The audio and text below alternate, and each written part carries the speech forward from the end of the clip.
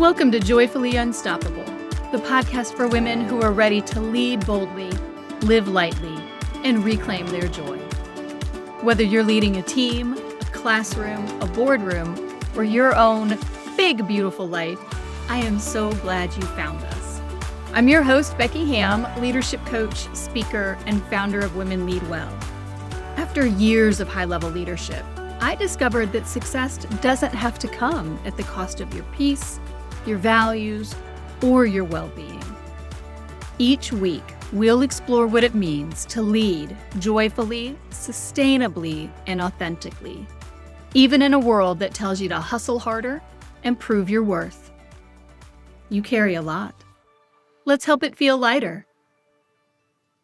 Have you ever had a moment when you knew you had something valuable to say, but you held back? Maybe you didn't want to seem like you were bragging, or you worried you would sound foolish, or you just weren't sure if people were ready to hear what you had to say. If you've ever shrunk back like that, you are not alone.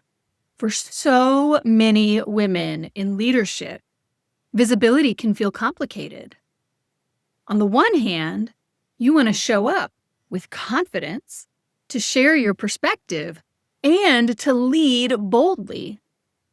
But on the other hand, that thought of being seen, really seen, can feel risky. What if people criticize you? What if they misunderstand you, unintentionally, or sometimes maybe intentionally? What if they decide that you're too much? I know that tension. I've lived it. And I have worked with many women, too many women, who've experienced it too. And so that's why today we are diving into something so foundational: how to feel safe being seen as a leader. Now, by the end of our time here today, my hope is that you'll not only understand why visibility feels hard, but also walk away with concrete practices and perspectives that can help you step forward with greater safety, confidence, and authenticity. Because here's the thing: your leadership is about you, but your leadership isn't just about you. When you allow yourself to be seen, when you show up fully with your values, your voice, and your vision, all three of them together in alignment, you create the space for others to do the same thing, right? It is so empowering, not just for you, but for everyone who sees you. So let's get into it. And let's start by naming the elephant in the room. Visibility often feels unsafe. And sometimes visibility is actually unsafe, right? And that's not because there's anything wrong with you. It's because of how our nervous system and our culture intersect. Now, from a nervous system perspective, your body is wired to keep you alive. I've said this in many episodes at this point, right? Your body's number one job: keep you alive, keep you out of danger. And standing out from the group, historically, could mean danger, especially for women, right? So your nervous system is hardwired from birth to say, blend in, stay quiet, don't draw attention. That's our survival instinct. There's no weakness in it. It is inherently to our benefit. It just holds us back in professional settings at times. And culturally, many of us, but especially women, we've been conditioned to downplay our gifts. We have been told, don't take up too much space. Don't brag. Don't be bossy, right? How many of us as kids got chastised for being bossy or being the bossy one, right? We were labeled. So when we step in as leaders, or when our work, when our voices, when our faces are visible, those old messages bubble up. And I see this all the time in the women I coach. I had one client describe how she would stay silent in meetings. She even talked about keeping her head down, even when she knew her perspective was valuable.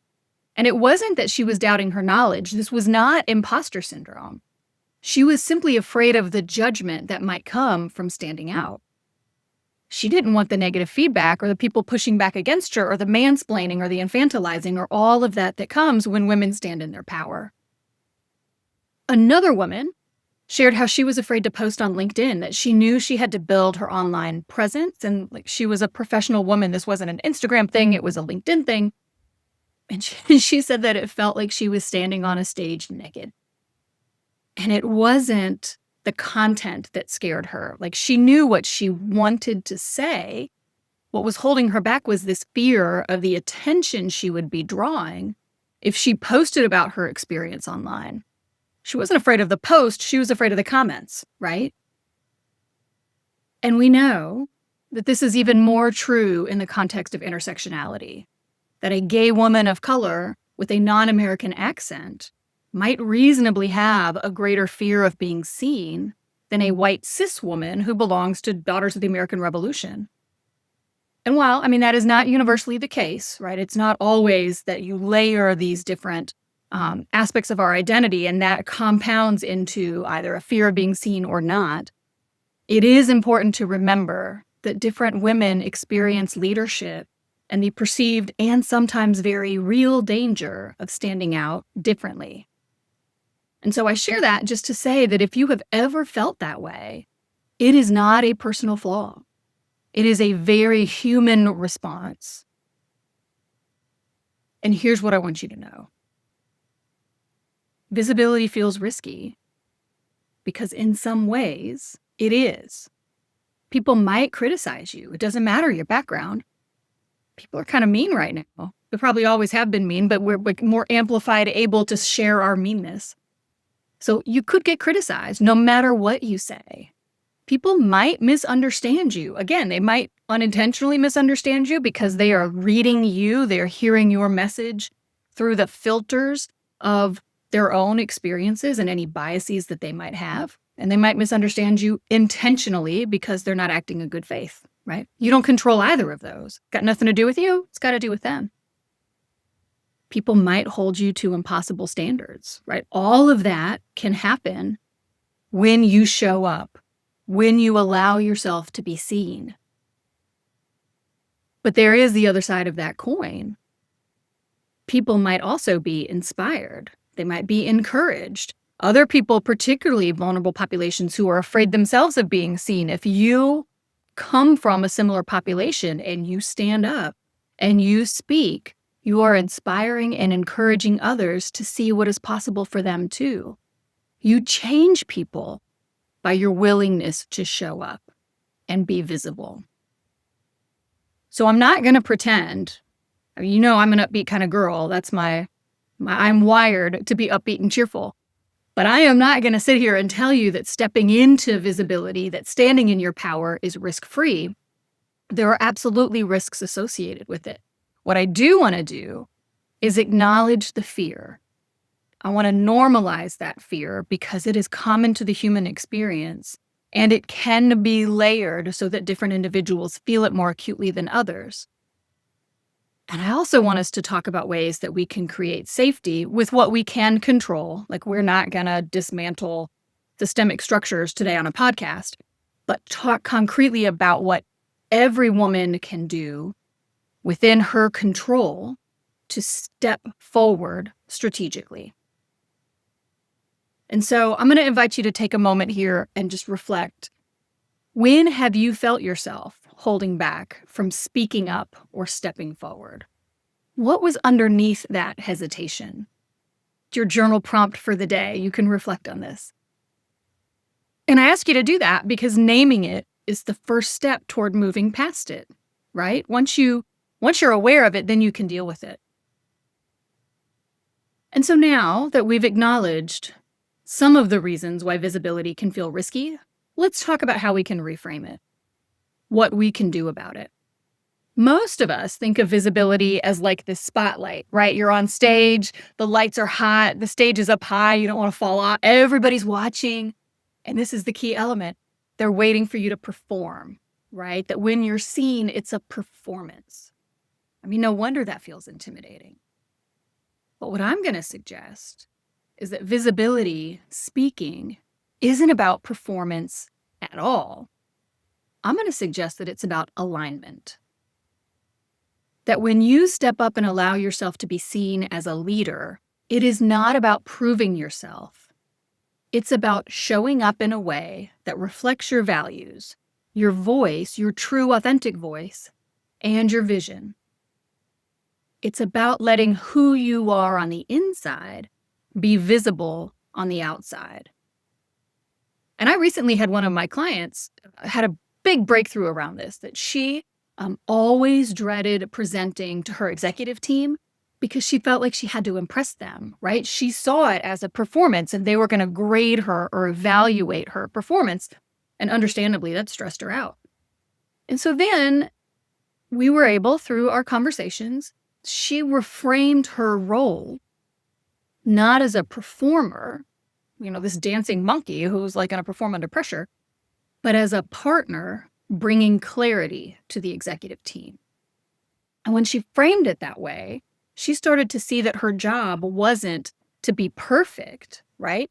It wasn't to meet this standard of performance, but it was simply to share what mattered most to inform the team's decisions. And just that one change took the fear out of the spotlight, and it replaced her fear with a sense of purpose, because she was briefing the executive team, but it wasn't actually about her. It was about empowering the team to make the decisions that they needed to make to move the organization forward. And she could do that. That didn't feel intimidating to her. And I'll share from my own experience. I'll share what worked for me, and it's ridiculous. It was like very impactful for me, but I'm going to say it and you're going to be like, that's so silly. But I don't care. It works, right? It works. And so I'm going to share it with you. I ain't gatekeeping. I have done a ton of public speaking in my career, and I have attended a ton of meetings in my career. And I would always get like just crippling anxiety before it was time to speak. And I don't think people saw it from the outside. Everyone thought I was very confident, and they always told me I did a great job, but it tore me up. And I'm going to go so far as to say the fact that I pushed it down for as long as I did and I didn't actually deal with it, it just made that anxiety progressively worse over time. And what changed the game for me, and again, I mean, it might sound silly, but I had this moment of clarity one day where I said, you know what? I deserve to enjoy this. I deserve to enjoy this moment. I deserve to enjoy standing on a stage and talking to people. I deserve to enjoy sharing my decades of expertise with the people in this room. And I mean, I tell you, it really was life-changing because, one, I spent decades worrying about other people's experiences more than my own. And so I deserve to enjoy this. Like, that was such a good reminder that I matter too. And that means that I get to speak. I get to participate. I get to be a meaningful part of, because I deserve to enjoy it. But also too, it helped me shift from worrying about the outcome. Like, what's going to happen as a result of my speaking? What's the feedback going to be? Are they going to push back? Like, what's going to happen next? It shifted me from focusing on that to the experience of speaking itself, which gets to feel good. And so for you, I would say, like, you didn't invest in this podcast. You're not here at this point if you were lazy, or if you weren't invested in your own growth, if you weren't capable. You are smart. You are accomplished. You get to feel good using your voice. And that's not for anybody else, right? I'm not saying you get to feel good using your voice to benefit others. I'm saying you deserve to enjoy using your voice. You deserve to enjoy being seen, regardless of how that impacts anyone else. Period. You get to be seen because you deserve to enjoy that experience. And in addition, I'm going to say, your visibility isn't just for you, right? It is, right? It's for you to enjoy. And it also creates these ripple effects. Every time you let yourself be seen authentically as a woman in a leadership role, you create safety for someone else to do the same. And that's just the fact of it. There is someone else who's watching you, who shall be inspired by you, not judge you. And that's the core of leadership, right? Building those who come behind us. So, okay, let's get practical. If visibility feels risky, how do you create safety? I am not HR, and these are not like HR tips. And so this is Becky kind of tips, and we can layer on HR practices on top. If anyone wants to reach out, I can do that with you individually. But here's how you can start to feel safe, how you can start to enjoy yourself being seen.